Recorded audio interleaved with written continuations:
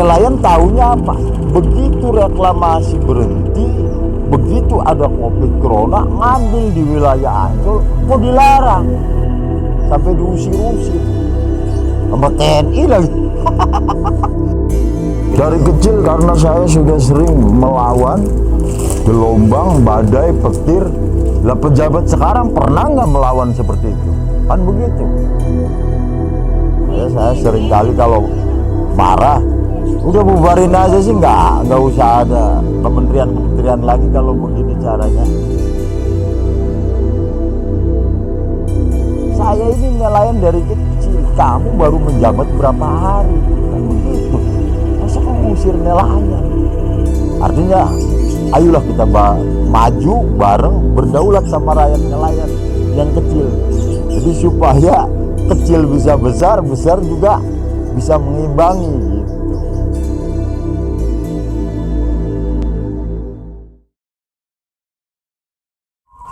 Assalamualaikum warahmatullahi wabarakatuh. Di Zona Pewarta kali ini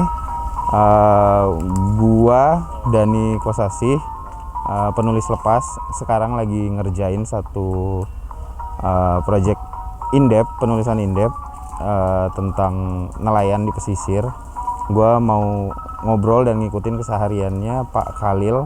Beliau adalah nelayan di Muara Angke.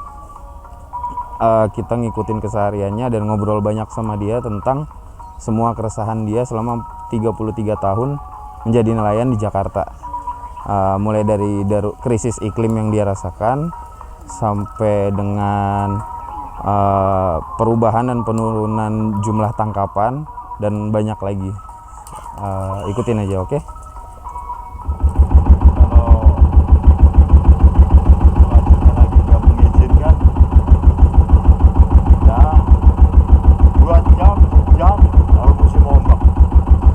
Ombaknya pernah segede apa, Pak? Paling gede? Apanya? Ombak.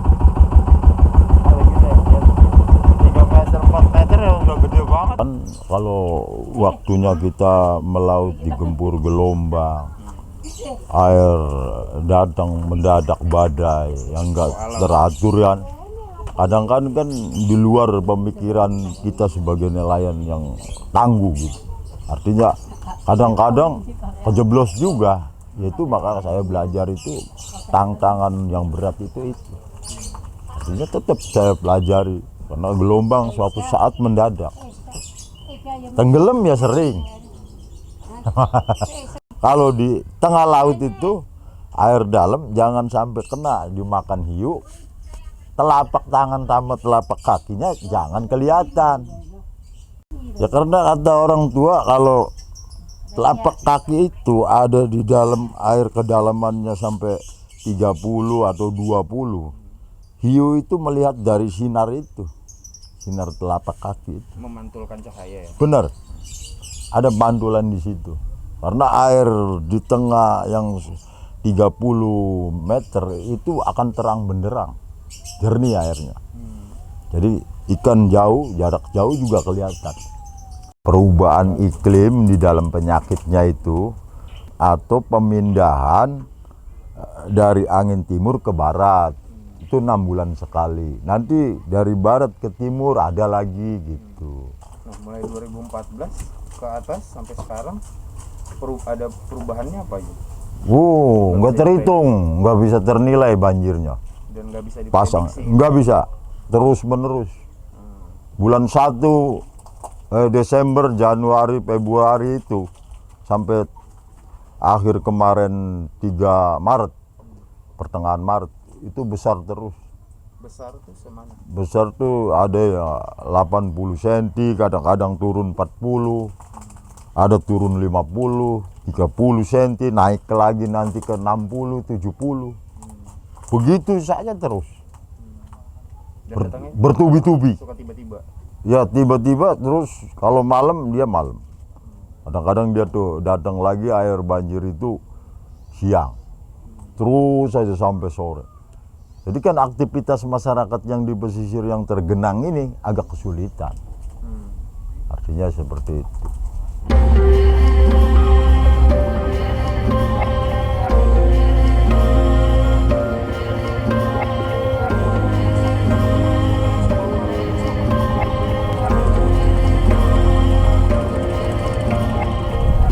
sekarang kita mau ikut Pak Holil ngambil ikan, mau lihat cara dia melaut, ngambil ikan ya Pak ya? Ngambil ikan kayak gimana? Oke. Ada ikan, ada kerang, ada rajungan, tapi yang paling utamanya itu kerang hijau. Kerang hijau itu tangkapan utamanya Pak Holil. Kerang ini. Kalau kerang berarti di mana Pak? Dasar? Iya di dasar. Rajungan pun di dasar. Rajungan, keong macan, kerang cempreng, kerang bulu, kerang hijau di dasar semua. Iya. Berapa meter? Kalau di dekat Pulau G ini sekitar paling 1,5 meter. Ada yang 2 meter dalamnya. Cetek karena pasir sih. Udah ada timbunan pasir. Terus sampai ke tengah muter.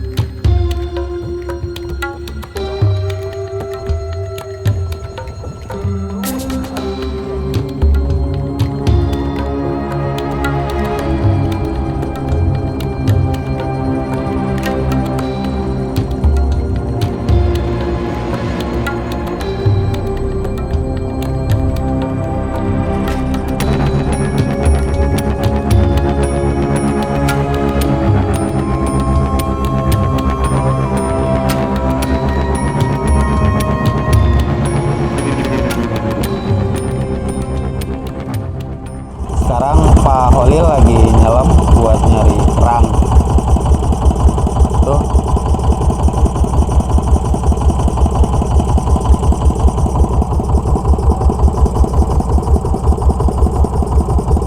Itu apa Pak? Kerang hijau. Kerang hijau ya?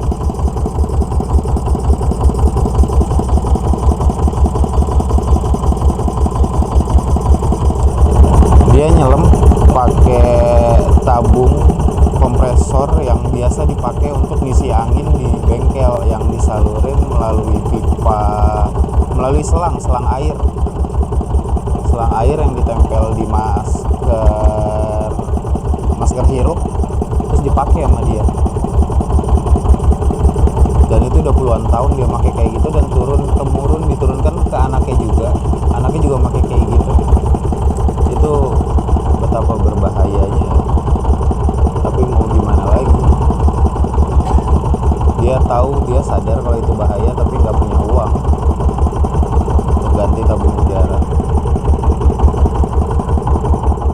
Pak, itu pakai apa Pak? Kompresor? Iya, kondensor karena biaya sangat minim, pakai tabungnya juga besi. Seharusnya kan kita kalau punya biaya besar kan pakainya stainless, kalau enggak aluminium yang bisa untuk menyehatkan paru-paru. Menurut temen yang dari Jerman. Iya. Jadi sebenarnya nggak layak sih, bener kata teman-teman. Bapak nggak pernah ngerasain apa kayak ada efek-efek apa gitu Pak? Sakit dada? Semua pasti merasakan. Cuman apa daya, kebutuhan ekonomi terdesak. Udah berapa lama Pak pakai itu Pak? Semenjak Gunung Galunggung meletus saja. Iya. 83, 84 kalau nggak salah. Ya? Sebelum saya punya istri, masih bujangan, masih kecil. Saya dulu pakai bambu. Kalau ngambil di tengahnya Ancol, di tengahnya pabrik kaca, itu kan air dalam tuh, bambu disambung. Napas kita bebas alami sebentar. Itu dapetnya cuman ya buat makan-makan aja, nggak ada lebih banyak itu. Setelah pakai ini baru ada kita kekuatan di dalam air ini lama gitu.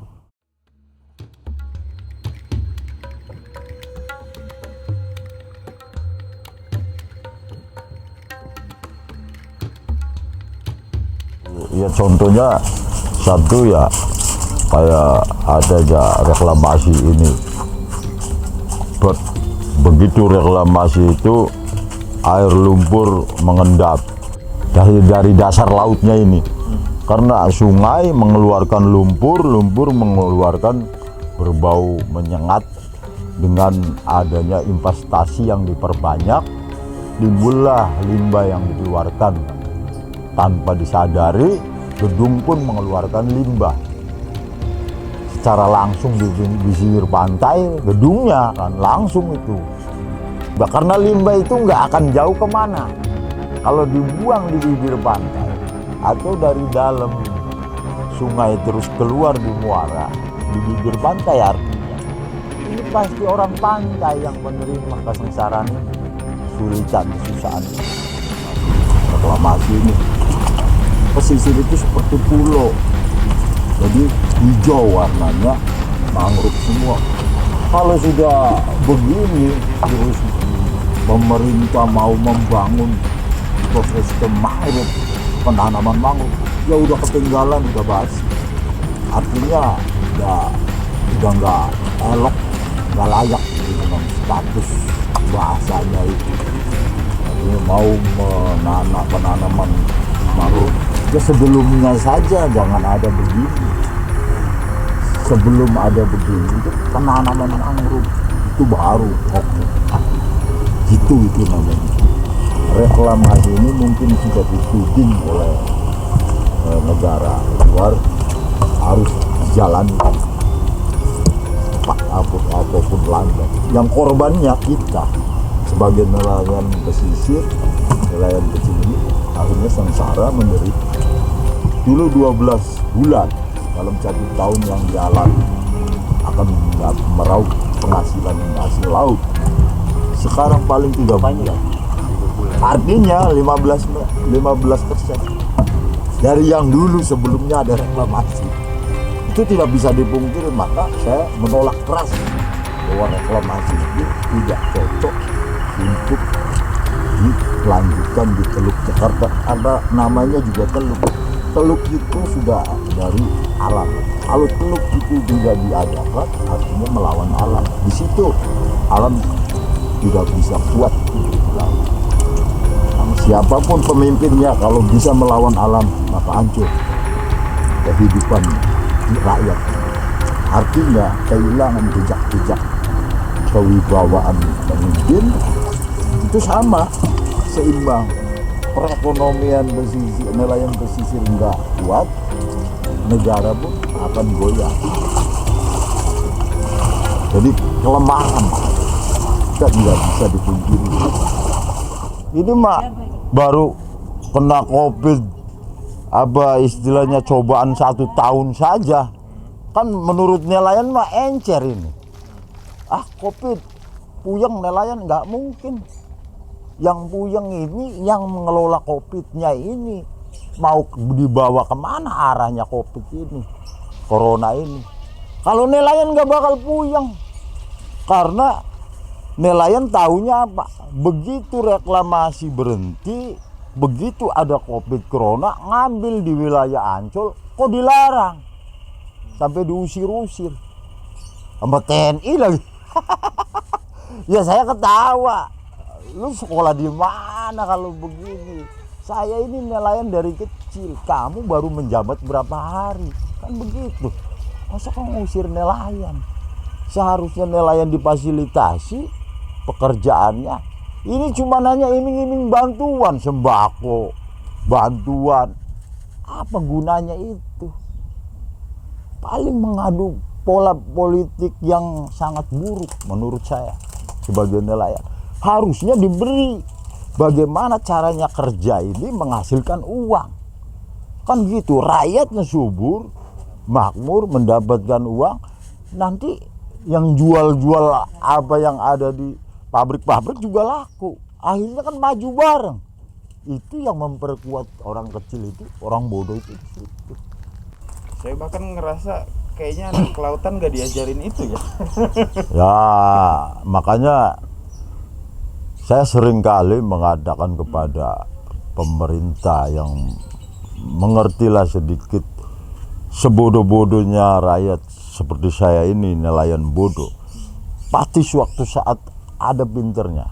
Tapi sepinter-pinternya yang di bangku atau di kursi, atau orang Jawa uncang-uncang saja kerjanya, itu pasti ada bodohnya. Artinya saya sering kali kalau marah, udah bubarin aja sih, nggak usah ada kementerian-kementerian lagi kalau begini caranya. Seharusnya kan itu lebih memahami. Orang bodoh saja sampai mengatakan begini. Artinya ayolah kita maju bareng, berdaulat sama rakyat nelayan yang kecil. Jadi supaya kecil bisa besar, besar juga bisa mengimbangi gitu. Jangan seenaknya sendiri. Kadang-kadang sekarang ini seenaknya sendiri, belum memahami, mengaku lebih paling unggul. Pinterannya ini kadang-kadang ada bodohnya, nggak terasa. Karena saya mengamati dari awal, saya kawal terus. Anies ya begitu, supaya jadi gubernur DKI, apalagi presiden, ya begitu juga. Ya saya nggak nyalain orangnya ya, presiden pokoknya. Siapapun presidennya, siapapun gubernurnya, kalau begini, begitu terus. Ya awalnya salah, tengah-tengahnya baik, ujungnya salah. Coba aja, kalau nggak percaya. Saya berani jamin kalau umur saya masih panjang, saya masih mengawal. Artinya mengamati terus.